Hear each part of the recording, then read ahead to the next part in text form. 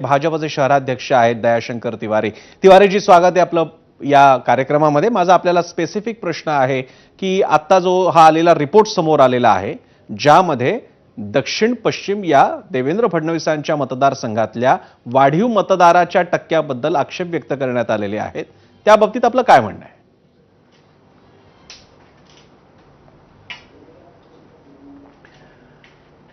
2019च्या विधानसभा चुनावमध्ये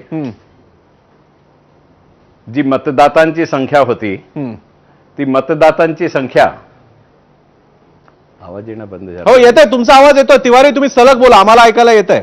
मी मध्ये फक्त डिस्टर्ब नाही करत आहे, तुम्ही बोला सलग. 2019च्या विधानसभेमध्ये जी मतदातांची संख्या होती ती मतदातांची संख्या दक्षिण पश्चिम विधानसभा क्षेत्रात 2024च्या लोकसभेमध्ये कमी झाली आणि 2024 मध्ये मतदातांची संख्या कमी होणार हा दर्शवते की त्या काळची काँग्रेसची जे सरकार होती त्याने मतदान यादीमध्ये हेरफेर करण्याचा प्रयत्न केला. त्या दृष्टीने नागपूर कलेक्टरेटमध्ये एक एजन्सी नेमली होती. त्या एजन्सीच्या माध्यमातून नागपूर लोकसभेमध्ये जवळपास 2.5 लाख लोकांचे नाव कापण्यात आले आणि विशेषतः जिथे भाजपचा मतदान होता तिथले नाव कापण्यात आले. हे षडयंत्र तत्कालीन पालकमंत्री नितीनजी राऊत यांनी घडवून आणला आणि जे मतदाता वाढले लोकसभेत ते फक्त त्यांच्या उत्तर नागपूर विधानसभा क्षेत्रात वाढले. यावरून लक्षात येते की मतदान यादीमध्ये घोड कोणी केली. त्यानंतर पण मग तिवारीजी, तुम्ही त्यावेळी आक्षेप व्यक्त केले होते, तुम्ही निवडणूक आयोगाकडे पत्र पाठवलं होतं, तुम्ही जाऊन भेट घेतली होती, म्हणून हे भाजपच्या तत्कालीन अध्यक्षांनी आरोप केले होते, तुम्ही फॉलोअप घेतला होता निवडणूक आयोगाकडे?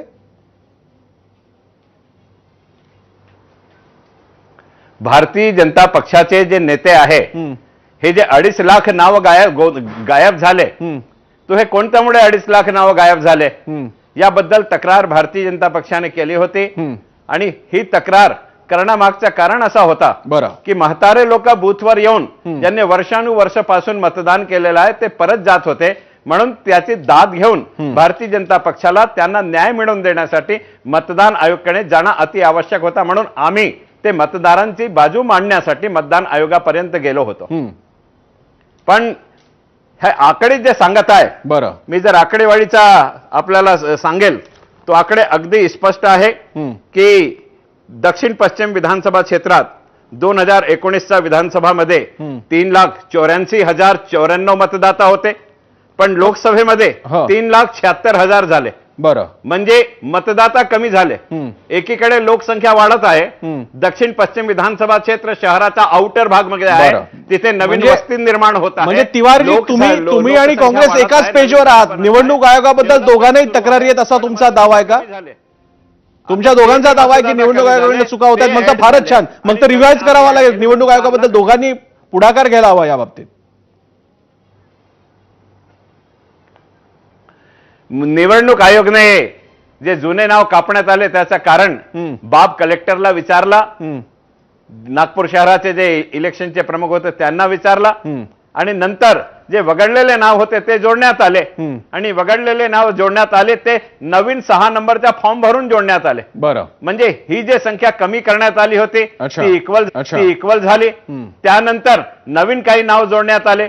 या दृष्टीने तो पर्सेंटेज दिसत आहे आणि तो पर्सेंटेज फक्त दक्षिण पश्चिम विधानसभा क्षेत्रात नाही आहे. आपण उत्तर नागपुरातही बघा, आपण पश्चिम नागपुरातही बघा. अतुलजी, हे काय चाललंय? अतुलजी, आता वेगळाच झाला. अतुलजी, आता भाजप आणि काँग्रेस एकाच पेजवर आहेत. भाजप पण म्हणते आमच्या तक्रारी आहेत इलेक्शन कमिशन बद्दल.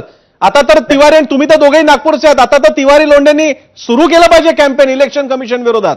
ऐका ना, आता दयाभैयांनी जे सांगितलं ते कसं चुकीचं आहे मी तुम्हाला सांगतो. हे उत्तर याच्यामध्ये भेटलेलं आहे माहितीच्या अधिकारात आणि हे सरकारने दिलेलं उत्तर आहे. ज्यांनी फॉर्म नंबर 6 आणि 7 सांगितलं ना की त्यांनी चुकीचं सांगितलं, कदाचित दयाभैयाकडे चुकीची माहिती दिली असेल. भाजप त्याच्यामध्ये एक्सपर्ट आहे. क्वेश्चन नंबर 2, नव्याने नोंदणी करण्यात आलेल्या सर्व मतदारांचे बीएलओ रिपोर्ट, आणि मी हे याच्यावर टाकलेलं आहे प्रसन्न ट्विटरवर, ते काढून घ्या तुम्ही. बरं. सदर कालावधीत प्राप्त झालेल्या अर्जावरील बीएलओ रिपोर्ट हे बीएलओ यांनी त्यांच्या बीएलओ ऍपवर ऑनलाईन पद्धतीने स्वयं शो केलाय. 52 नागपूर दक्षिण पश्चिम विधानसभा मतदारसंघात लोकसभा निवडणुकीत 2024च्या अंतिम मतदार यादीपासून विधानसभा निवडणूक 2024च्या अंतिम मतदार यादीपर्यंत फॉर्म नंबर 7 च्या ऑनलाईन प्रणालीनुसार व ऑफलाईन प्रणालीनुसार 3411 मतदारांची नावे वगळण्यात आलेली आहे. हे तर हजारो सांगून नेले, हे तर 8 लाख सांगून नेले, हे तर गडकरीने आरोप केला. आम्ही सांगतो ना 1.25 लाख मतदार जे आहे ते लोकसभेत गायब झाले. आणि कुठले गायब झाले?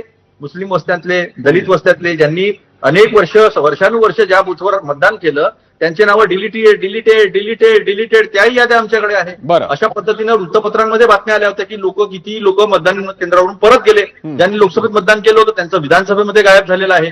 आणि मी हे सगळं जे